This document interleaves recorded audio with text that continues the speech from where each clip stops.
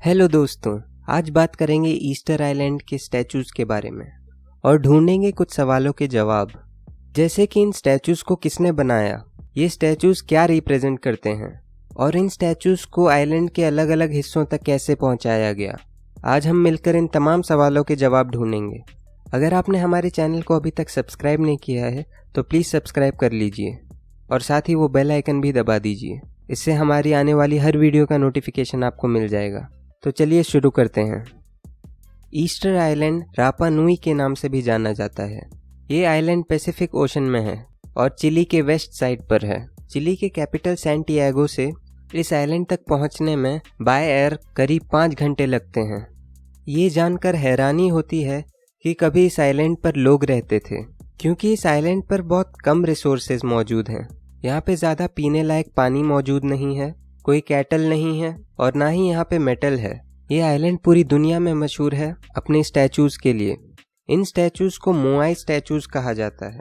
इन statues को बनाया गया था 1400 AD से लेके 1650 AD के बीच। बहुत लोग इन्हें ईस्टर आइलैंड हेड्स भी कहते हैं।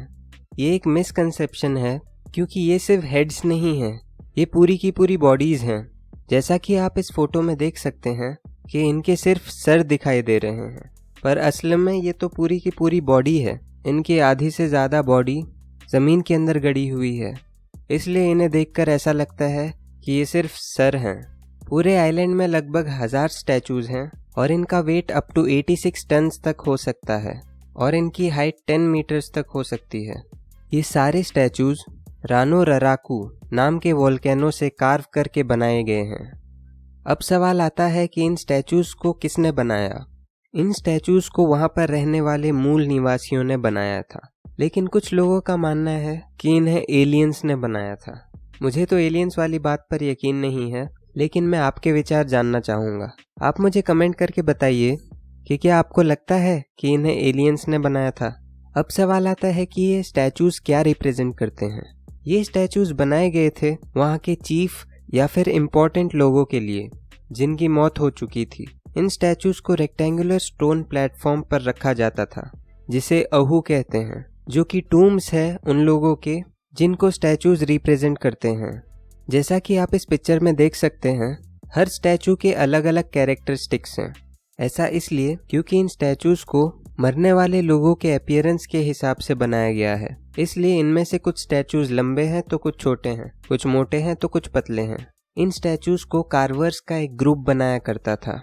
जिन्हें ये स्टैचूज़ खरीदने होते थे, वो इन स्टैचूज़ के बदले उनके पास जो भी चीज़ लार्ज क्वांटिटीज़ में होती वो दे देते थे, जैसे कि स्वीट पोटैटोज़, चिकन्स या बनानास जैसी चीज़ें।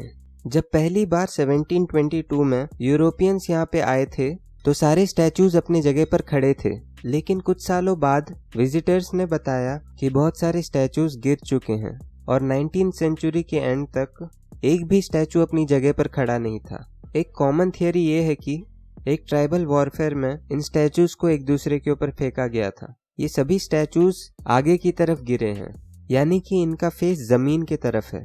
एक और कहानी है कि इस आइलैंड पर एक औरत रहती थी जिसका नाम नुआहीने पाइकिया था, जिसके पास बहुत ताकत थी। एक बार एक ओकेशन में जब उसके चारों बच्चों ने उसे खाना नहीं दिया तो उसने गुस्से में आकर इन स्टैचूज़ को गिरा दिया। कुछ ईस्टर आइलैंड्स के बुजुर्ग अब भी इस स्टोरी को मानते हैं। वैसे आप मुझे कमेंट करके बताइए कि आप इस स्टोरी पर बिलीव करते हैं या नहीं। अब सबसे बड़ा सवाल आता है कि इन स्टैचूज़ को आइलैंड्स के अलग अलग हिस्से तक कैसे पहुंचाया गया।